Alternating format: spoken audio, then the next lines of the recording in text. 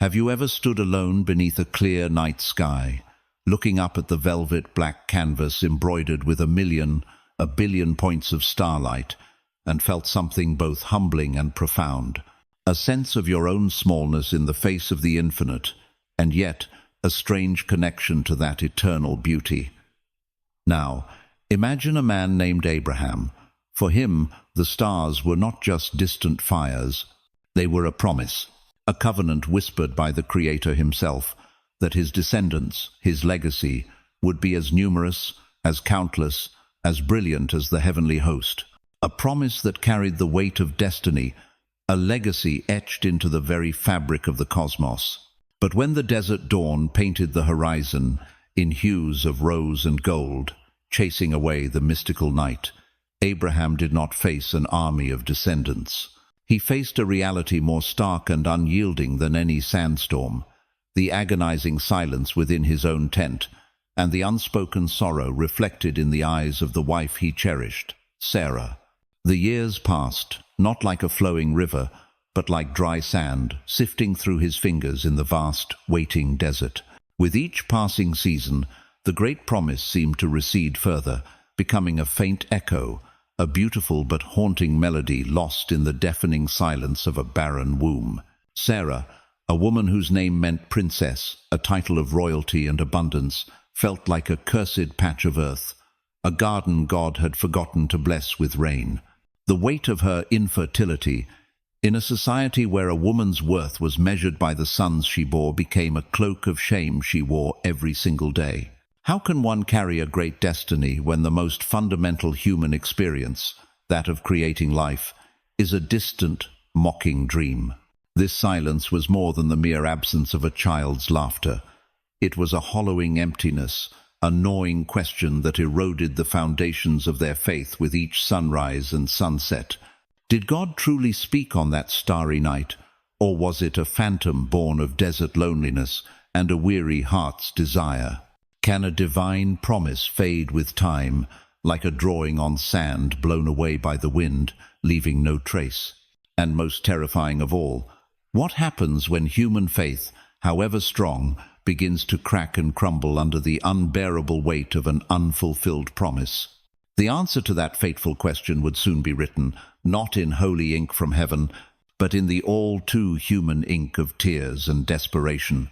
A decision was coming, a choice that would forever alter the flow of history, creating a schism that would stretch across millennia and shape the fates of billions yet unborn. When faith is stretched to its breaking point, when the silence from heaven becomes too heavy to bear, humanity often turns to a solution it can see, touch, and control. It is a primal instinct, an attempt to seize the reins of destiny from the hands of the unseen. Sarah, in the long, sleepless nights, her desperation having crystallized into a cold, hard resolve in her chest, began to look at Hagar, her Egyptian handmaiden. But her gaze was no longer that of a kind mistress. It was the gaze of an architect looking at a block of marble, a perfect instrument, a tangible shortcut to realize God's grand design. Her plan was not in her mind an act of rebellion against God, but one of collaboration, an effort to help him fulfill his intention. "Go to my servant," she said to Abraham, her voice a mixture of pleading and command. "Perhaps I can build a family through her." It was a plan born of pain, an attempt to craft a legacy with her own hands. Abraham, the man who had walked and talked with God, who carried the burden of a cosmic promise, now stood at a crossroads. He could continue to wait in faith, or he could act on his wife's proposal. Can you imagine his internal struggle?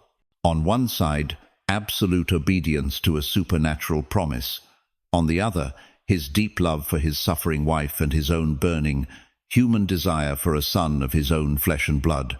And in that moment of profound conflict, he made his choice. And so, Ishmael was conceived. His existence was not the result of a miracle from above, but the result of a calculated plan in a tent below. He was humanity's answer to a divine question. When Abraham first held Ishmael, his firstborn son, in his arms, can you feel the wave of relief and pride that must have washed over his heart? After decades of weary waiting, after so many nights spent questioning, he finally had someone to call his son, an heir. His legacy now had a physical form, a healthy boy who carried his blood, a tangible truth no one could deny. For the next 13 years, Ishmael was everything. He was the center of Abraham's universe. He was the future, the hope, the living proof that Abraham was not a barren tree in the desert. He taught him to hunt, to read the stars, to worship the God of his father. And in his heart, Abraham had likely come to believe that this was how the promise of a lineage as numerous as the stars would be fulfilled. Ishmael became the perfect embodiment of a legacy crafted by human hands, a legacy that was strong, visible, proud, and measurable. But can any structure, no matter how magnificent, built on a foundation of human impatience and strategic planning, truly withstand the coming storm of divine destiny that was quietly gathering on the horizon? To understand the depths of this story, we must travel back in time, to a moment before Ishmael even drew his first breath. We must join his mother, Hagar, as she found herself alone, terrified, and cast out, fleeing into the wilderness. It was there, at her lowest point, that a message from the unseen world was delivered. This message was not merely a prediction, it was an etching of identity, a prophecy that would define the destiny of millions. "He will be a wild donkey of a man," an angel declared. In our modern world, this image might be misunderstood as a slight, an insult. But to grasp the truth, we must remove our modern lens and see with ancient eyes. To the people of the desert, the wild donkey was no ordinary beast. It was the ultimate symbol of untamable freedom. It was a creature that never bowed to a human yoke, that would never bear a saddle.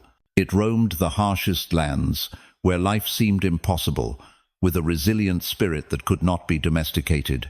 Its heart beat in rhythm with the raw wilderness. This was the portrait painted of Ishmael. He was born not into the comfort of a palace, but into the context of struggle and exile. His spirit would be that of the survivor, the nomad, the proud soul that could not be broken even by the most severe trials. His legacy was not only in the bloodline passed down from Abraham, but it was also forged in this wild heart. This was a blessing, a promise that his lineage would never be extinguished, that they would endure, thrive, and never be fully subjugated. But within every blessing, there is often a paradox, and within great strength lies the seed of great tragedy. The prophecy continued, "His hand will be against everyone, and everyone's hand against him." A stark truth. Absolute independence often leads to isolation. A spirit that refuses to bend is also a spirit that struggles to blend. This prophecy was not a curse handed down in anger, but a divine acknowledgement of reality. It was a profound insight into the nature of this lineage. A people forged in the furnace of struggle and opposition will forever carry the shadow of that conflict within them. They would always have to fight to protect their freedom, to assert their place, and in that very struggle, conflict would inevitably arise. Ishmael's legacy, therefore, was destined to be a dual inheritance. On one hand, greatness, fierce vitality, and an extraordinary capacity for survival. On the other, perpetual conflict, a life to be lived in the presence of all his brothers, in a state of tension and confrontation. And history, with its pages soaked in blood and tears, has proven this ancient prophecy to be devastatingly accurate. Time possesses a cruel power. It not only fades the hair and carves lines into the skin, but it can also erode the strongest mountains of faith. Nearly a quarter of a century had passed since the promise of a son was given to Sarah. She was now 90 years old, a number that wasn't just an age, but a final verdict on the hope of childbirth. Abraham was nearly 100. The promise of a child from Sarah's own womb had become a distant memory, a beautiful but unrealistic fairy tale that even they no longer dared to believe. The legacy of Abraham, it seemed, had been definitively settled through Ishmael, his strong, tangible son. Reality had triumphed over the promise. Human logic had eclipsed the divine miracle, but God operates on a different timeline than we do. He often acts not when we are most expectant, but when we have concluded that all is impossible. One afternoon, under the searing heat of Mamre, as Abraham sat at the entrance of his tent, 3 strangers suddenly appeared. There was something extraordinary about them, a quiet majesty that compelled Abraham, a wealthy and powerful patriarch, to rush out to greet them with profound humility. He offered them rest, water, and a meal. And then, in the midst of their conversation, one of the 3, who bore the very authority of God, uttered a statement that shook the foundations of reality. "I will surely return to you about this time next year," the visitor said, "and Sarah, your wife, will have a son." Inside the tent, separated only by a thin cloth, Sarah heard every word, and she laughed. Can you hear that laughter? It was not the joyful, bubbling laughter of delight. It was the silent, bitter laugh of cynicism, the hollow laugh of a woman who had given up on all hope. She laughed at the absurdity of it all. How could a body so old, a womb as dry as the desert itself, possibly bear life? It was a cruel joke of fate, but God heard that silent laugh, and he did something no one could have predicted. He took that very sound of disbelief and transformed it into the name of a destiny, Isaac, in Hebrew, Yitzhak, which means he will laugh. The birth of Isaac, exactly 1 year later, was not a natural event. It was a direct divine intervention, a miracle that tore through the veil of ordinary biology. He was the child of the promise, not of the plan. He was the result of faith, not of effort. The existence of Isaac was a powerful and resounding declaration. The true, eternal legacy is not crafted by human hands, but is given by divine power and grace. The boy brought not only the laughter of joy and redemption to his family, he represented an entirely new definition of legacy, one that comes from heaven, is born from impossibility, and bears the unmistakable signature of the divine. The birth of Isaac transformed Abraham's tent from a place of quiet, waiting into a place of unrestrained laughter and joy. Sarah, the woman who had lived with the sorrow of barrenness, now held a living, breathing miracle in her arms. "God has brought me laughter," she declared, "and everyone who hears about this will laugh with me. But joy, like the morning sun, often casts a long shadow." The arrival of Isaac, the child of the promise, also sowed a seed of tension, a subtle but deep fracture right in the heart of Abraham's family. Now, there were not 1, but 2 sons, 2 potential heirs, 2 living symbols of 2 completely different kinds of legacy, coexisting under one roof. On one side was Ishmael. He was the firstborn, the embodiment of the legacy crafted by bloodline and human effort. For 13 years, he had been the one and only, his father's irreplaceable pride. In his mind, the position of heir was self-evident, an indisputable right. On the other side was Isaac. The fragile infant, the child of old age, was the embodiment of the legacy that came from faith and a divine miracle. He was the center of the covenant, the nucleus of the destiny God had ordained. His very existence, while a source of joy, was also a direct challenge to Ishmael's status. That simmering tension finally erupted into an open flame on the day of Isaac's weaning, a great feast marking a major milestone in a child's life. Amid the festive atmosphere, the music, and the words of praise, Sarah, with the sharp eyes of a mother, saw something that made the blood run cold in her veins. Ishmael, now a strong teenager, was mocking Isaac.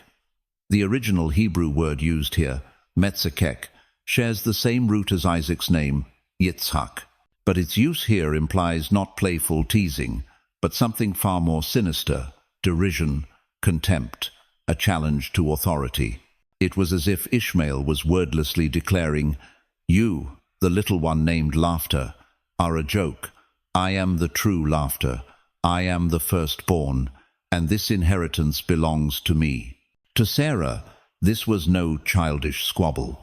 This was a spiritual coup unfolding before her very eyes.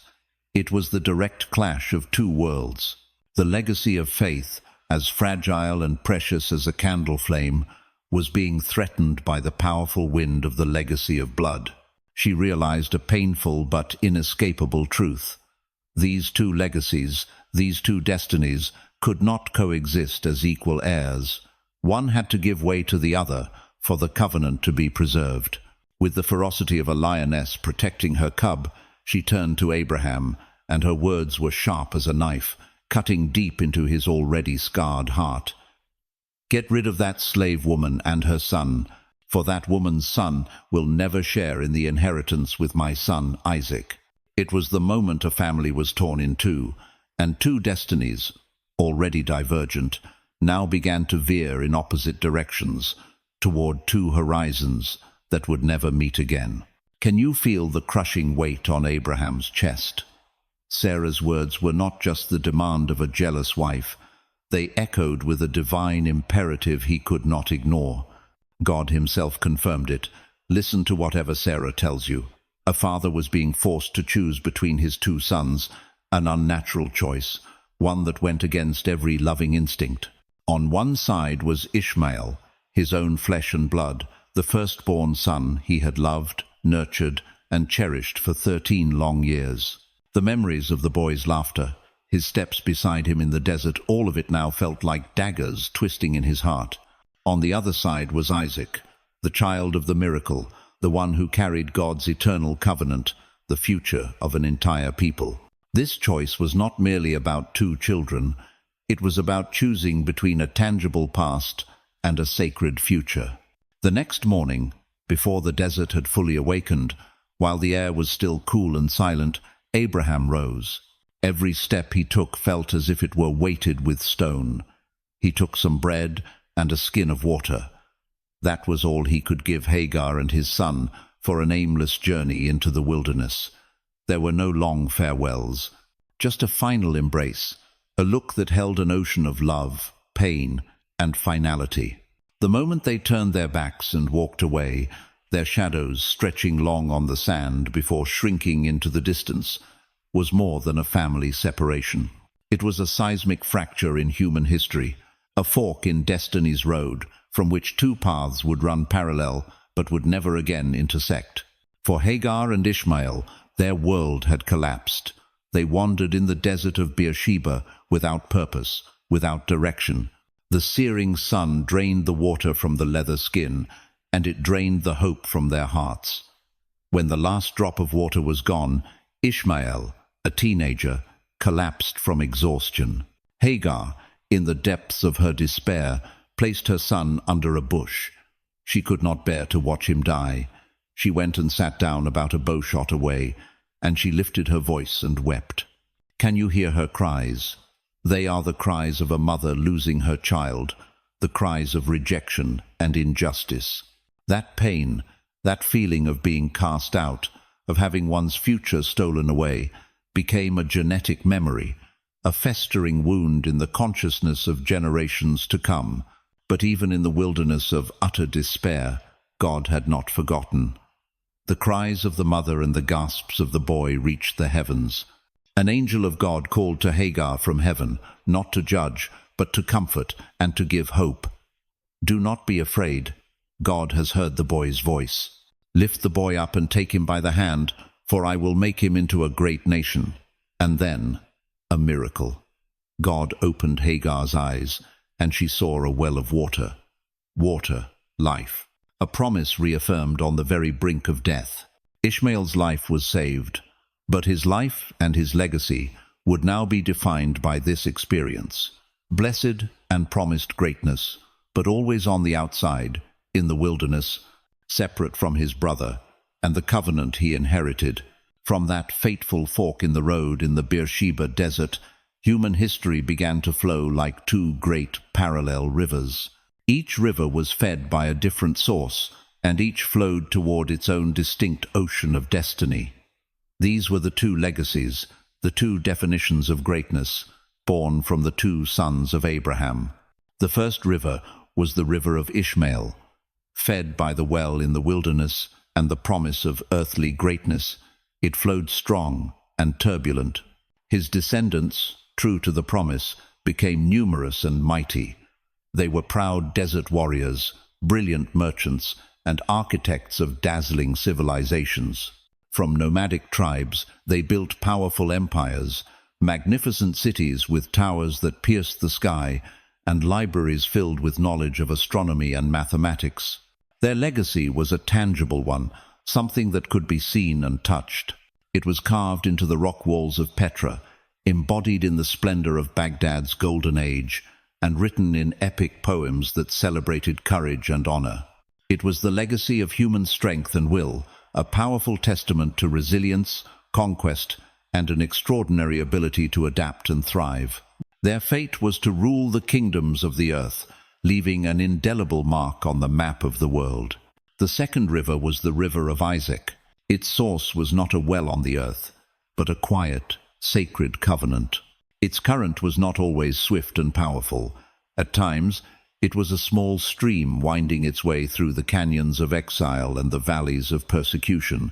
His descendants did not always hold worldly power. They were often wanderers, sojourners, survivors of pogroms and holocausts. But they carried within them something more precious than gold or empires: a promise, a unique relationship with the Creator. Their legacy was one of divine election, a burden as much as a glory. It was a legacy measured not by territory or armies, but by a book of law, by the memory of a sacred lost temple, and by an unshakable belief that they were a people set apart for a divine purpose. Their fate was not to conquer the world, but to preserve a spiritual light for the world. Which legacy is greater? The visible splendor of earthly kingdoms, or the invisible, enduring power of a spiritual covenant? History, in its complexity, seems to have placed these two legacies in a state of perpetual competition, a struggle to prove their own value and truth. Each side, from its own perspective, believed its path was the true one. And from that competition, great achievements were born, but so too were some of the most painful tragedies of the human story. Decades passed. The two brothers lived entirely different lives, in different lands, surrounded by their own families and tribes.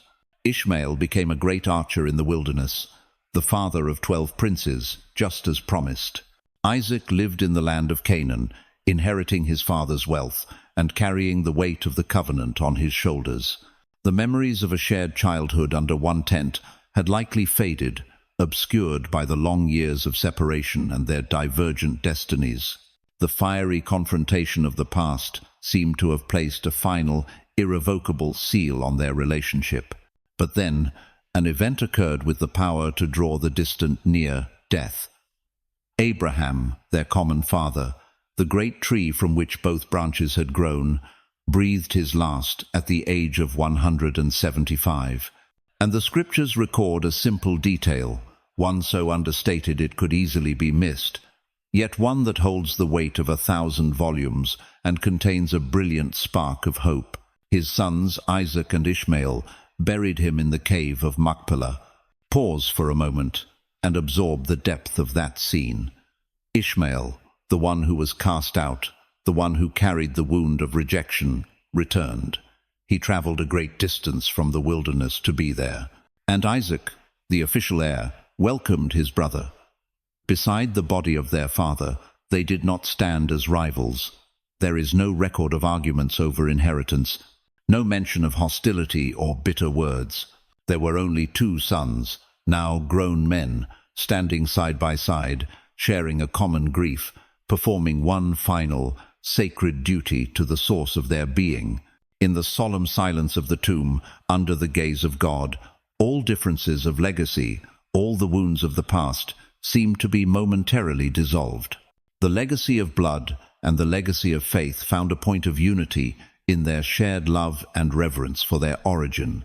Jewish sages have long pondered this verse, pointing out a subtle but profoundly significant detail: the order of the names, Isaac and Ishmael.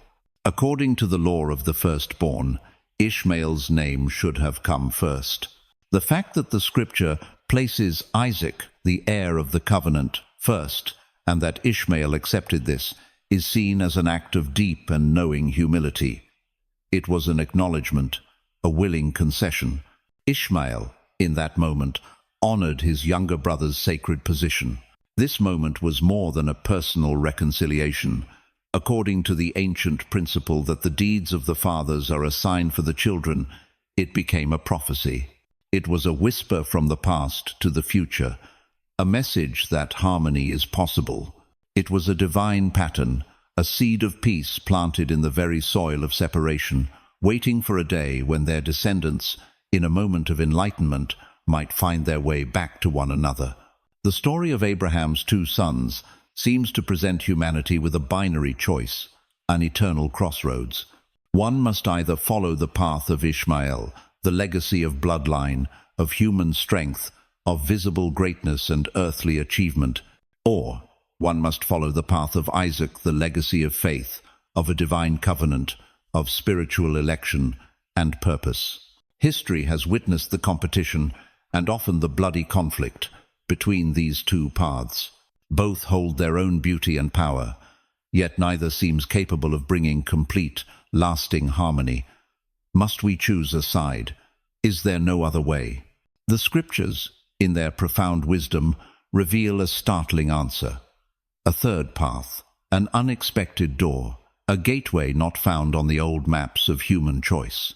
This path is not a compromise, not a blending of the two old legacies, but the birth of an entirely new legacy, one that redefines the entire game.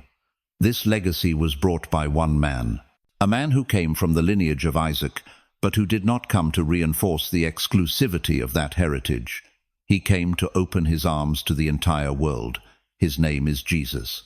Jesus did not come to take sides in the ancient dispute. He did not champion Isaac against Ishmael, or vice versa. Instead, he introduced a revolutionary concept, an idea that shook the very foundations of identity that had stood for thousands of years. That concept is the legacy of adoption by grace.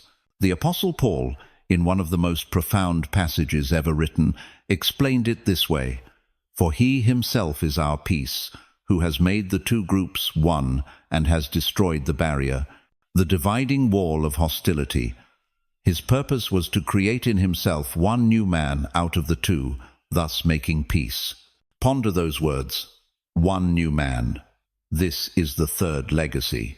In this legacy, your identity is no longer determined by the blood that flows in your veins, whether it be the blood of Ishmael or Isaac, nor is it limited by whether you were coincidentally born into a specific covenant nation. Your identity, your worth, your inheritance is forged by a choice of pure grace, the act of being adopted as a child of God, not because you are worthy, but through faith in Jesus and his sacrifice. The dividing wall between the two old legacies, a wall built with the bricks of pride, the mortar of bitterness, and the fences of exclusivity, is torn down to its foundations. This legacy is not reserved for any one people, race, or culture. Its doors are thrown open to all who are willing to receive the gift of grace. It is the ultimate, unexpected fulfillment of the promise to Abraham that his offspring would be not just one great nation, but a spiritual family composed of every nation and tribe on earth, united under one common Father. We have journeyed together through a long and dramatic landscape, a journey that began under the starry sky of a promise, traveled through the harsh desert of waiting, witnessed the laughter of a miracle and the tears of a separation. We have watched as two great rivers of legacy were formed, flowing through the deserts and valleys of history, creating magnificent civilizations and also causing tragic conflicts. And finally, we have stood before the whisper of reconciliation at an ancient tomb and been shown a third path, a legacy of grace. The story of Isaac and Ishmael is not just an ancient tale preserved in old scrolls. It is a living mirror, reflecting the eternal struggle that takes place within each of our souls every single day. The struggle for identity and legacy. Who are we? What defines us? Is it our past, our bloodline, our nationality? Is it the achievements we build with our own strength and intellect? Or is it something greater, a call from the eternal realm? The first two legacies still echo powerfully in our modern world. The legacy of Ishmael, the legacy of strength, human achievement, national pride, and earthly power, still drives nations and individuals to rise, to compete, to conquer. The legacy of Isaac, the legacy of divine election, of covenant and spiritual purpose, still gives meaning and endurance to those who believe they have a special role in God's plan. And tragically, these two legacies still clash, not only in the headlines of international news, but in the depths of human hearts trying to find their place in the world. But the story, as we have seen, does not end there. The third legacy, the legacy of grace, is still quietly but persistently extending an invitation to everyone, regardless of who you are, where you come from, or what your past holds.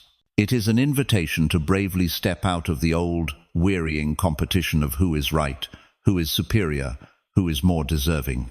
It is an invitation to find your true identity, not in what you do, but in what has been done for you. It is an invitation to become part of a new family, one bound not by DNA, but by love, where there is no longer a distinction between the descendant of Isaac and the descendant of Ishmael, but only children equally loved by a common Father in heaven. And so, in the end, the question is no longer for Abraham, Sarah, Isaac, or Ishmael. The question is for you. Which legacy will you choose as the foundation of your life? Will you continue to walk the familiar paths of competition and division, driven by pride or the pain of the past? Or will you find the courage to answer the invitation, to step onto the new path of reconciliation and grace? The story of the two brothers was written thousands of years ago, but the final chapter of your own story is still waiting to be written by you. The choice is yours.